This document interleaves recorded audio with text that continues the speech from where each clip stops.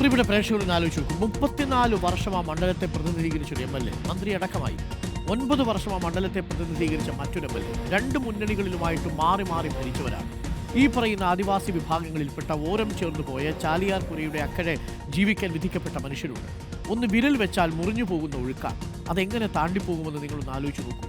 Vote ചോദിക്കാൻ ചെല്ലുമ്പോൾ ഒരൊറ്റ കാര്യം നമുക്ക് ഇവരോടൊക്കെ ചോദിക്കാൻ നാണമില്ലേ? കാര്യം ആ മനുഷ്യരുടെ നില അത്രയ്ക്ക് ദുരിതപൂർണ്ണമാണ്. ഞങ്ങളുടെ പ്രതിനിധി സാനി മനോമി പകർത്തിയ ദൃശ്യങ്ങളാണ് പ്രേക്ഷകർ കണ്ടത്. അവിടെ ആദിവാസി വിഭാഗങ്ങളെ ഒക്കെ ഞങ്ങൾ ഈ സീരീസ് തുടരാനാണ് തീരുമാനിച്ചിരിക്കുന്നത്. കാരണം നിലമ്പൂരിൽ നമ്മൾ കാണുന്ന കാഴ്ചകൾ പുറത്തു പറയുന്ന കാഴ്ചകളെയല്ല. അവിടെ പാവപ്പെട്ട മനുഷ്യരുണ്ട്. അവിടെ സർക്കാരിൻ്റെ ശ്രദ്ധ പതിയാതെ പോയ ഇടങ്ങളും ഊരുകളുമുണ്ട്. ആ പ്രദേശങ്ങളിലേക്ക് ഞങ്ങളുടെ ക്യാമറ കണ്ണുകൾ പോകും. തീർച്ചയായിട്ടും നിലമ്പൂരിൻ്റെ വികസന പ്രശ്നങ്ങളാണ് ഇനി പ്രേക്ഷകരുടെ മുന്നിലേക്ക് നമ്മൾ കൊണ്ടുവരിക. അതിന് ഇടതു മുന്നണിയാണെങ്കിലും ശരി, ഐക്യജനാധിപത്യ മുന്നണിയാണെങ്കിലും ശരി, കാലാകാലങ്ങളിൽ മണ്ഡലത്തെ പ്രതിനിധാനം ചെയ്തവർ മറുപടി പറഞ്ഞിട്ടുണ്ട്.